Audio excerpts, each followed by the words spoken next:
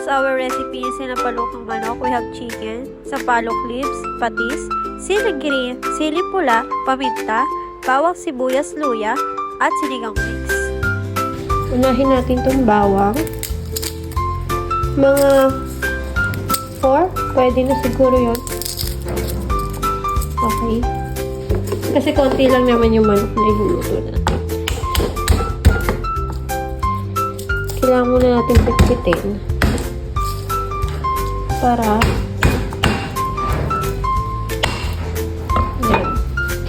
ayan, balatan na natin siya.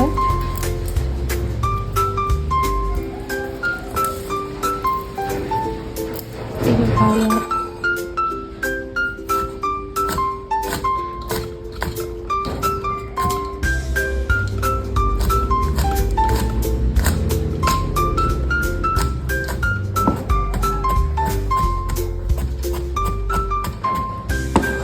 yung ganyan lang, sakto lang.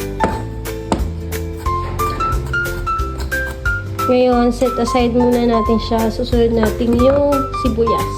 So, ngayon nakakuha na tayo ng plato. Set aside natin yung bawang here. Ngayon.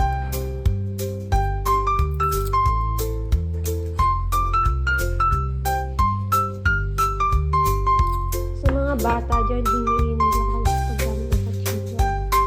Or, maaari, yung mga magulang nyo paghiwain nyo if hindi nyo talaga kaya. So next, yung luya naman natin. So, may manok tayo din eh. Ngayon, ikakat natin siya.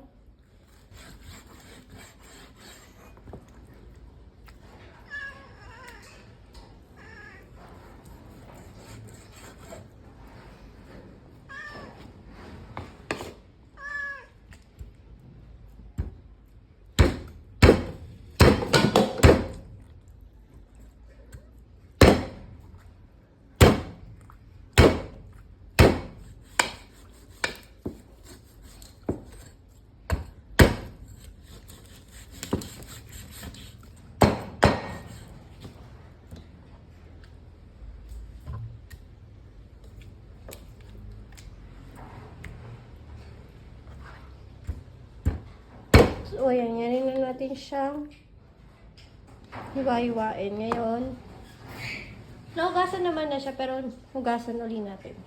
Ngayon, magluluto na tayo. Buksan lang natin kalan. Hindi. Buksan natin ito. Let's go. Ayan. So, guys, mainit na yung kawaling natin. Ngayon, naglalagay ng mantika. Kasi, magigisa na tayo. Oops. Ngayon, susunod natin yung sibuyas.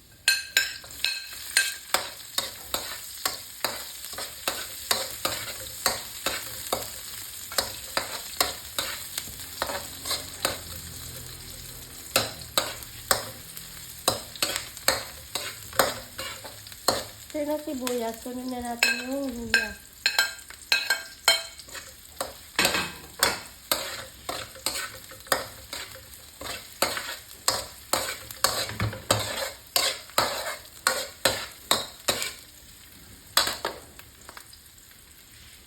Then, ito ang ating manok. Ibisa lang natin siya sa bawang sibuyas at luya. Guys, nagugutom na kami.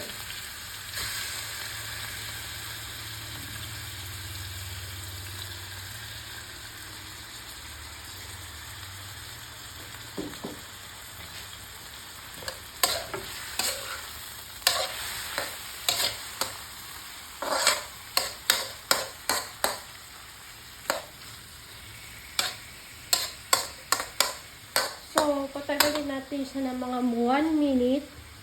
Then, after 1 minute, yung kabilang side naman. So, pwede na yan. Bilhin na natin after 1 minute. Para yung kabilang side naman. So, ayan. Habang iniigisa natin ito, maya-maya maglalagay tayo ng patis.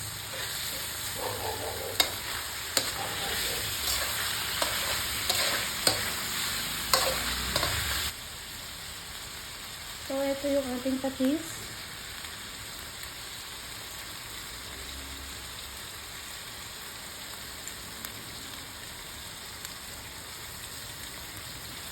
Okay na siguro yun.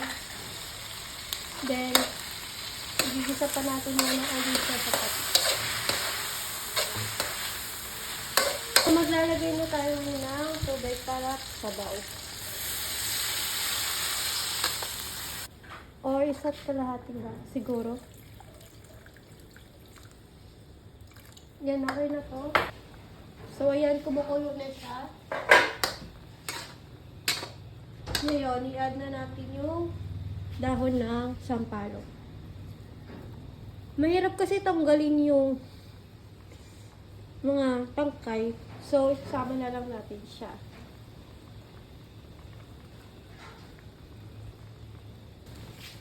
So, ngayon, ilalagay na natin to sinigang mix.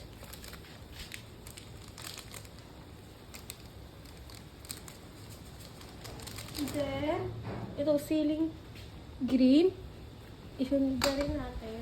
Lagyan natin ng paminta. Takpan uli natin siya ng kumulo. Tingnan natin if okay na siya. So, ayan. So, maglalagay tayo ng siling red. Optional lang naman siya if gusto nyo talaga ng sobrang anghang. So, ngayon, titikman naman natin kung okay na yung kanyang yung lasa. So, ayan, yan na siya. And, pwede na natin patayin yung kalan.